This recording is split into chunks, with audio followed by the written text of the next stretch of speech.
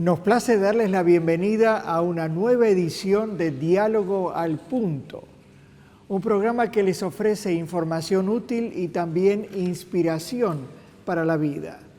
Estamos en el campus de la Universidad Adventista del Plata, localizada en Entre Ríos, Argentina, y en este preciso lugar, en el hall sur del templo, con una amplia capacidad. Y el invitado que tenemos para la entrevista es el doctor Víctor Armenteros, español, rector de la vía académica de esta institución, o vicerrector con más precisión, pero también un enamorado de la Biblia, un conocedor del hebreo, un investigador, autor de varios libros. De todo eso, por lo menos vamos a hablar de la superficie. Bienvenido, doctor. Muchas gracias, doctor Rossi. Es un placer estar con usted aquí en este campus tan bonito y hablar de cosas tan importantes como es la Biblia y sus libros originales. Y la primera pregunta que queremos hacerle es, ¿qué lo motivó a involucrarse en la traducción, a partir de los textos bíblicos originales, de libros de la Biblia como Esther, Esdras y Nehemías? La motivación casi al principio es externa. Luego surge el desarrollo interno de este proceso. Era el año 92, las Olimpiadas en Barcelona. Yo estaba terminando mi licenciatura en Filología Semítica, o sea, lenguas vinculadas con la Biblia, y se pusieron en contacto conmigo las sociedades bíblicas españolas para que me integrase en un proyecto que ya llevaba tiempo con el Nuevo Testamento y que ahora se abría con el Antiguo Testamento, de una nueva traducción. Y ese es el comienzo. Al principio un poco externo, pero posteriormente va creciendo en mi interior y desarrollándose un interés, una motivación por esta línea, ¿no? Y esto obviamente requirió que usted hiciera un buceo profundo en el hebreo para entender lo que los autores quisieron decir en el comienzo. Y tal vez la pregunta que a nuestra audiencia le interesaría es ¿en qué se parece y en qué se diferencia el lenguaje hebreo, la manera de expresarse del hebreo, de la manera en que pensamos los hispanos y nos expresamos los hispanos? Bueno, hay más similitudes que diferencias. Es interesante porque el español surge en un entorno de culturas en las que el peso específico tanto el mundo árabe como el mundo judío es importante durante muchos siglos, 8 siglos en España en un entorno árabe. Por lo tanto, nosotros tenemos en nuestra manera de expresarnos, en nuestro lenguaje común, expresiones y constantes que son de corte muy semítico. A mí la expresión ojalá, que para nosotros desea algo, es desiderativa y tiene mucho de anhelo, en realidad significa Dios desee, ¿no? O sea, en el origen mismo de las palabras ya hay mucho de semítico. Nuestra manera de pensar, sobre todo la estructura de pensar del mundo hispano en la familia, en los grupos cercanos a la familia, la hospitalidad, el crecer y desarrollar vínculos en torno, por ejemplo, a la comida, eso es muy semita, es muy mediterráneo, ¿no? Es muy semita. Diferencias. Quizá nosotros somos una sociedad más individualista, menos gregaria, menos colectiva. De hecho, nos cuesta entender algunas cosas vinculadas con esa mentalidad colectiva, sobre todo del Antiguo Testamento, porque nuestra sociedad va hacia otro lado. Es cierto. Quizás nuestra capacidad de abstracción, nosotros teorizamos mucho para la mentalidad semítica del periodo bíblico, no con posterioridad, pero del periodo bíblico, lo teórico y lo práctico no se separan nunca, forman parte de un todo. Para ellos sería muy extraño nuestras grandes discusiones teológicas, porque les parecerían muy simples, puesto que todo es complementario, ¿no? Quizás estas son las dos grandes facetas, tanto en similitud como en diferencia, ¿no? Bien. Háblenos un poquito más de ese proyecto de traducción en la que usted participó. ¿Qué objetivos y qué resultados se obtuvieron de esa versión nueva? Sociedades Bíblicas quiere llegar al espectro más amplio de ciudadanos que pueda. En España, en ese momento de la historia, se da una situación heredada del pasado, de un pasado complicado, de conflicto entre católicos y protestantes, más protestantes hacia católicos que católicos hacia protestantes, que en cierto momento los ignoraban, Pero era cierto que había un problema cuando dos personas, uno católico y uno protestante, se sentaban en la mesa a estudiar la Biblia, uno enseguida tachaba una versión de protestante o una versión de católica. Sociedades Bíblicas, juntamente con la Casa de la Biblia, que es de un entorno católico, deciden elegir un equipo interconfesional de traductores de todas las líneas para trabajar con un texto que fuese común, que no fuese un texto de división, sino de unión, y un texto cuyo receptor, su objetivo, fuesen universitarios. Entonces, que en aquel momento se llama Biblia Interconfesional, la BTI, Biblia Traducción Interconfesional, se desarrolló en ese sentido con el tiempo en el entorno protestante, que tiene peculiaridades, como suele suceder sobre todo en las estructuras más básicas de las iglesias. Cambiaron el nombre por la palabra, que es la versión que hoy día se puede encontrar en diferentes espacios, para que tuviesen una cercanía mayor al mundo, sobre todo evangélico, ¿no? Eso es un honor verdaderamente para un adventista, trabajar en una versión interconfesional. Es un reconocimiento de que nosotros también amamos la Biblia y la respetamos y la estudiamos.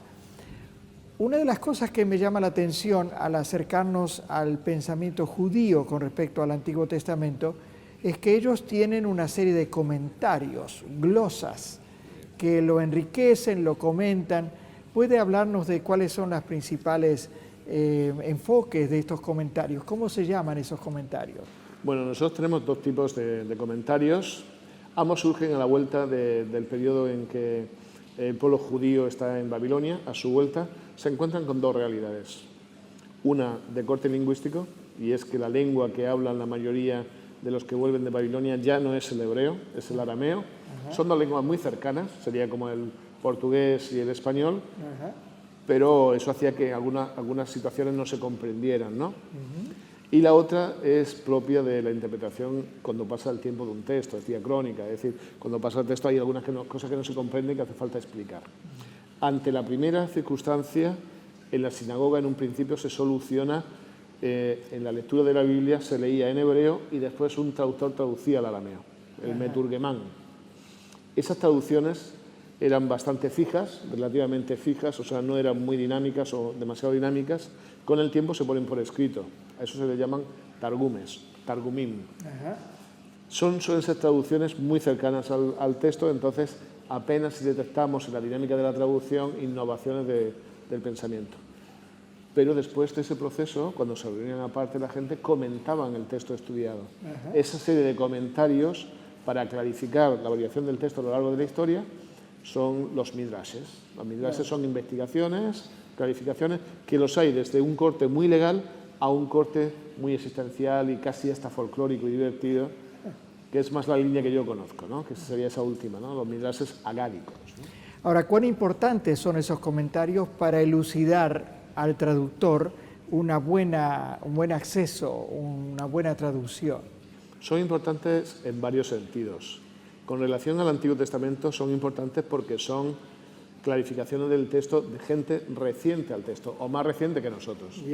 Seguramente nosotros en ocasiones pensamos que por vivir en la época en la que vivimos tenemos un conocimiento mayor que cualquier otro de textos en la historia. No es cierto. O sea, comprende mejor un contemporáneo, un texto, la realidad social que lo comprendemos nosotros, aunque tuviesen sus errores interpretativos, ¿no? Entonces, esa es la primera cosa, nos permite un texto más cercano, una clarificación más cercana al texto, aunque a veces haya 500 o 600 años de diferencia, pero es más cercana. Y la segunda, y esta es con relación al Nuevo Testamento, nos permite conocer el contexto del pensamiento que se movía en la época. Nosotros a veces leemos a Pablo y de pronto encontramos expresiones que parecen que no tengan lógica para nosotros, como que saltan, como que es una inclusión posterior. En realidad, conociendo el contexto de la época, uno se da cuenta que era lo que se debatía en ese momento y que en realidad lo único que está haciendo es hacer un paréntesis de los comentarios, de las discusiones, de las problemáticas que tenían en ese momento. Y eso me lleva entonces a la siguiente pregunta, que seguramente es la que se hace en nuestra audiencia. El Antiguo Testamento, que ahora llamamos así, era la Biblia que Jesús y los apóstoles y Pablo y Lucas y los primeros cristianos conocieron. ¿Por qué es importante recordar eso? Es importante porque no existe una ruptura Esa sería la primera idea. O sea, nosotros hemos diferenciado Antiguo del Nuevo Testamento porque la figura de Jesús es muy importante para nosotros, pero en realidad hay un único testamento, hay una continuidad de interpretación, ¿no? Es bueno recordarlo porque no se entiende el Antiguo sin el Nuevo Testamento y no se entiende el Nuevo sin el Antiguo Testamento. En ese continuum, si nosotros partimos de ese continuum, nuestra teología tiene coherencia. Cuando uno analiza, los textos tienen coherencia. Si queremos tomar solo el primer testamento, como se decide en algunos ambientes, hay aspectos como son las profecías que llegan a quedarse inconclusos. Y si tomamos solo el Nuevo Testamento, hay perícopas completas incomprensibles. O sea, por eso es importante, ¿no? Existe un continuum, existe una íntima relación entre uno y otro, ¿no? Pero hay algo de ruptura también en el sentido de que las profecías del Antiguo Testamento se cumplen en la persona de Jesús, el Mesías, etc. De modo que hay una continuidad que aclara y también hay un cambio de dimensión profética. Sí, en realidad lo que sucede es que a la vuelta de Babilonia, lo que había sido el pueblo hebreo y su relación con Dios cambia. O sea, nosotros nos encontramos con una religión diferente a la vuelta de Babilonia, que es el judaísmo. Una religión que no va a practicar nunca más la idolatría, pero que va a tener un corte legalista muy fuerte, que no iba en línea con el pensamiento del Antiguo Testamento. Entiendo. Entonces, lo que Jesús hace en realidad es romper con el judaísmo, pero él clarifica el Antiguo Testamento. Muy interesante eso. Y allá, hablando de estilo, digamos, ¿cómo compara, digamos, el estilo del libro de Job en el Antiguo Testamento con tal vez el único autor no judío que sería Lucas? Háblenos un poquito de esa comparación.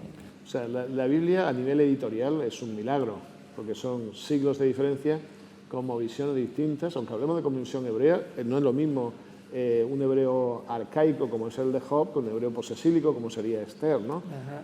No es lo mismo un texto como Marcos o como Mateo de corte semita o un texto como Lucas que es de un corte completamente griego. Ajá. En ese milagro es muy interesante observar que a pesar de las diferencias culturales, a pesar de la diferencia de cosmovisión en cierto sentido, hay un hilo conductor en todo el texto.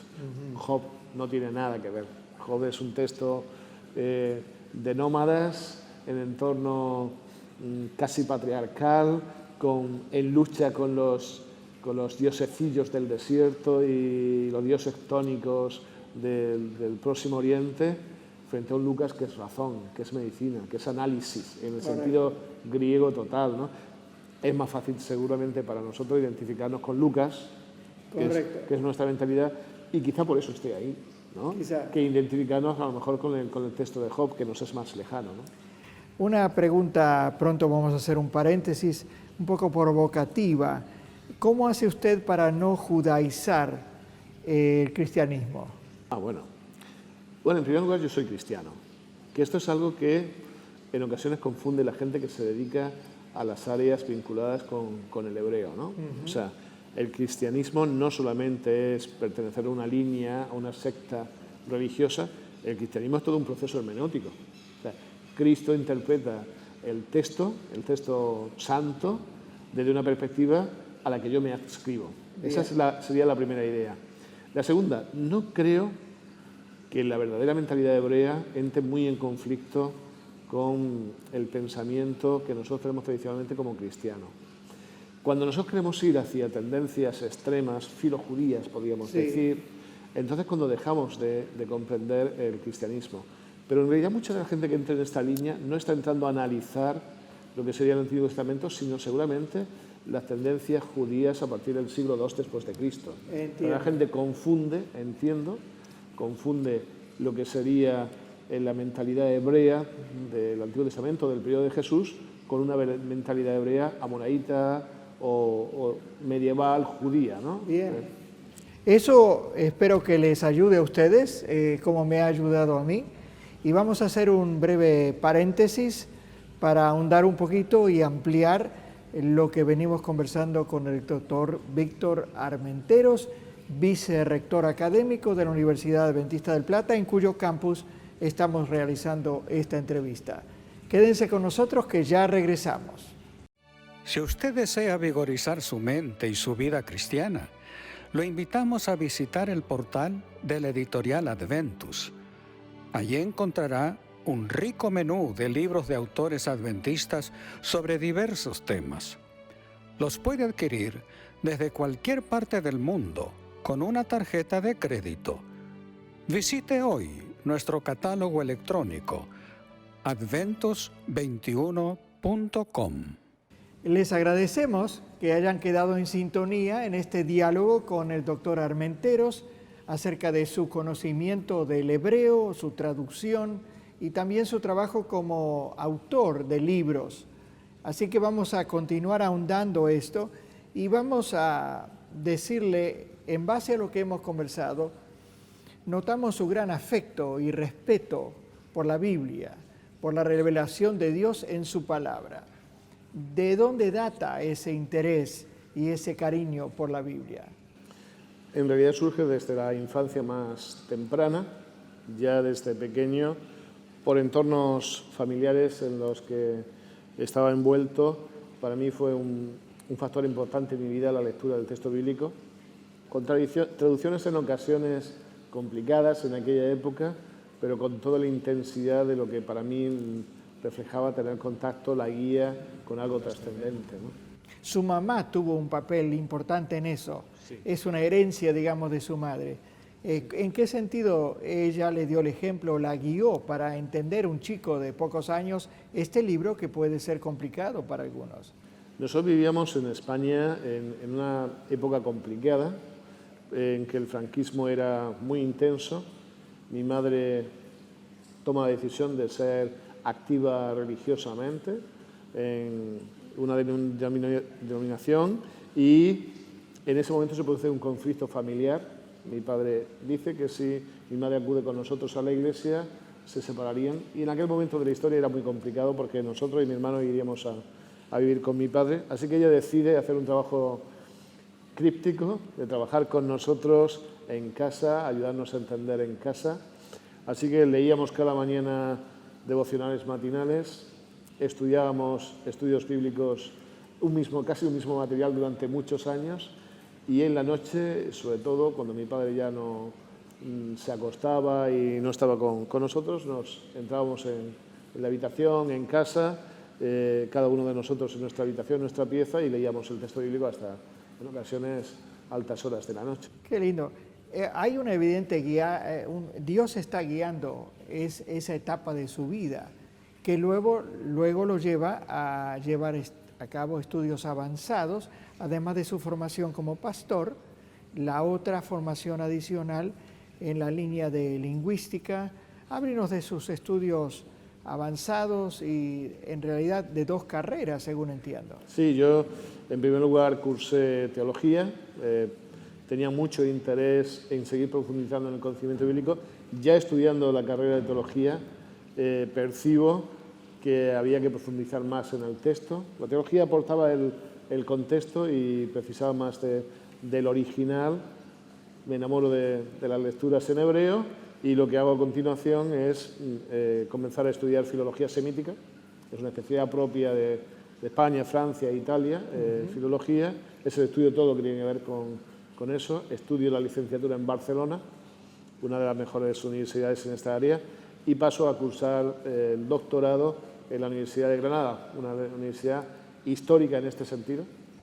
¿Y cuál fue el tema de su tesis doctoral en este campo de la filología semítica? Yo estuve estudiando, como hablábamos antes, los comentarios judíos en torno al primer siglo, lo que se llaman midrashes. Hay un tipo de midrash que se llama Tanjuma, Tanjuma Buber. Yo estuve trabajando el libro de Génesis con relación a ese comentario. ¿Y luego viene una segunda carrera a nivel doctoral? Sí, continúo, una vez terminado el doctorado en filología, continúo con el doctorado en teología del Antiguo Testamento, siguiendo la misma línea de conocimiento del Antiguo Testamento, pero enfocando sobre todo en este periodo intertestamentario, las fuentes de las que derivan, contextuales, y la sistemática que a su vez también generan esas fuentes, ¿no? Algún día próximo tenemos que ahondar un poco, es el tema fascinante de esos siglos de silencio allí. Una de las cosas que a muchos de nosotros nos llama la atención al leer la Biblia y al compararla con libros contemporáneos, o sea, la Biblia recorre como 1500 o 1600 años desde Job y Génesis hasta el Apocalipsis, pero lo que nos llama es que es un libro fundacional para el cristianismo, pero sus personajes, a diferencia de otros libros, no son héroes perfectos. Allí aparecemos los seres humanos con nuestros defectos y con un Dios que aún así nos entiende y nos perdona. ¿Qué comentarios hace usted? ¿Cómo compara eso? Mirando la Biblia desde un enfoque literario, nosotros nos damos cuenta que el texto bíblico seguramente sea uno de los textos más progresivos de la historia, en el sentido de que no es ficción, es historia. Correcto. Y es reflejo de una historia que además es lo más cercana a la realidad. O sea, si uno lee textos de la antigüedad se da cuenta, cuando hablan de faraones o reyes, que son panegíricos. Sí. Todo es perfecto. En el texto bíblico no. Uno se encuentra con la realidad del ser humano, con sus grandezas y con en ocasiones sus debilidades. Y lo realmente importante es que eso no importa demasiado ante el encuentro con Dios. La debilidad no es algo que puede hacer daño a la persona si se encuentra frente a Dios y cambia su actitud. Esa es la grandeza del texto. Hoy día nos parece normal, porque hoy día leer una novela con debilidades de una persona, es más, a veces el antihéroe es casi preferido al héroe, ¿no? Sí. Pero el texto bíblico nos está presentando algo más que literatura, es vida. Y en la vida hay momentos de grandeza y momentos de debilidad, ¿no? Y por detrás aparece ese Dios tan cercano a nosotros, tan perdonador. No podemos entender eso, ¿verdad? Es un Dios demasiado precioso. Espectacular, o sea, el punto de inflexión está siempre en Dios. O sea, el eje de cambio está siempre en Dios. Y da lo mismo la situación en la que uno esté, de decadencia o de debilidad, ese punto de inflexión será. No lo olvide usted, amigo oyente, ese Dios está cerca, está hablándole a usted, está queriendo comunicarse, queriendo hablarle y invitándolo a que se acerque a Él. No importa el tipo de pecado que hayamos cometido. ¡Qué maravilla! Ahora, la mayoría de los cristianos no podemos leer la Biblia en sus textos originales. Un breve consejo, si quiere darle a nuestros lectores, por dónde empezar y qué actitud asumir ante la Biblia. Yo, en primer lugar, quiero decir que hay muy buenas traducciones del texto bíblico. Cuando uno observa el original y ve algunas traducciones, se da cuenta de que la gente que hay detrás de esa traducción es gente que tiene interés por ese texto, que son responsables ante el texto y que en su mayoría intentan ser consecuentes con la traducción. Eso es para que las personas se puedan tranquilizar. Sí. En segundo lugar, yo propongo dos cosas. Primero, que tengáis variedad de textos. Porque en la variedad de textos uno ve el paisaje más amplio. Estamos viéndolo de diferentes imágenes, ¿no? Y el segundo, que elijamos textos depende del momento. Si yo quiero divertirme con un texto narrativo, a lo mejor tengo que buscar una traducción que sea bien dinámica y que sea divertida. Si quiero hacer un estudio más serio del texto, quizá tenga que emplear una traducción que sea mucho más literal y a lo mejor más técnica y precisa. Pero que aprendamos a diferenciar esos textos, porque también en ello encontramos una aproximación distinta al texto bíblico. No solo placer, que también tiene que existir, no solo estudio, que también tiene que existir, no solo relación, que tiene que existir. En la variedad yo creo que se va a permitir una visión más amplia de lo que Dios quería comunicar. Y yo dejo muy claro que el proceso de la Biblia es que Dios se quiere comunicar. Correcto. Si no comunica, no es Biblia, ¿no? Como dice ese título de una versión, Dios habla hoy. Dios habla hoy. Ahora, usted ha aterrizado, digamos, de esos estudios de tipo formal, académico, con varios libros, y quisiera llamarle la atención a dos. Uno con un título intrigante, Amor se escribe sin H. Sí. Creo, durante una temporada estuve reflexionando mucho sobre cómo se estaba haciendo la palabra amor. Ajá. La usamos tanto y para cosas que no son amor, que en realidad le hemos añadido tanto sucedáneo que está perdiendo su sentido. Cierto. En cierto momento, en mi aproximación al texto bíblico me di cuenta que el amor tiene una densidad preciosa que se estaba perdiendo y le estábamos colocando letras y artefactos que no eran necesarios. Para mí el amor no tiene H, no necesita la H, ¿no? Es un texto escrito con relación a esa idea, ¿no? Encontrar la verdadera esencia de lo que es el amor como principio, ¿no? Bien, aquí a los enamorados, a los casados, a los amigos del amor, aquí un libro. Otro libro con título más intrigante todavía, El silencio en la mirada, aplicaciones exegéticas a Deuteronomio 24, 1 al 4. Brevemente. Esto surge de la necesidad de los alumnos en el aula. Exégesis es una palabra que asusta mucho. Sí. A mucha gente parece demasiado erudita esa palabra, pero no es tan complicado. Este texto es el resultado de proponer 3 métodos de exégesis a mis alumnos de manera que sean accesibles, fáciles y, por el otro lado, solucionar un problema que es el enigma que encontramos en un texto muy ambiguo en Deuteronomio 24, del 1 al 4, que Jesús, siglos después, soluciona. Bien, estamos llegando al final. ¿Alguna experiencia breve de la presencia de Dios en su vida? Hay muchas y constantes. Una cortita. Hay una que me marcó mucho, cortita. Estaba en mitad de la traducción de un texto de Midrash, en una época muy complicada de mi vida, muy complicada, muy difícil. Recuerdo que me levanté muy temprano en la mañana para traducir. Había orado mucho al Señor pidiéndole que me ayudase a tener luz y me pongo a traducir un texto de José. Dice que cuando José fue vendido como esclavo por sus hermanos, iba en camellos unos caravaneros que transportaban perfume. Y dice el comentario rabínico que Dios puso perfume en el sufrimiento de José. Qué lindo. Ese día para mí fue bálsamo, fue ese texto. O sea, ese día marcó mi vida porque dije, bueno, yo seguramente voy a tener problemas, pero en el camino el Señor pone perfume, ¿no? Qué lindo. No pone otra cosa, ¿no? Le agradecemos mucho, doctor Armenteros, haber compartido esta experiencia de vida, estos libros, su conocimiento de los originales, y le deseamos bendiciones en su trabajo junto con su familia.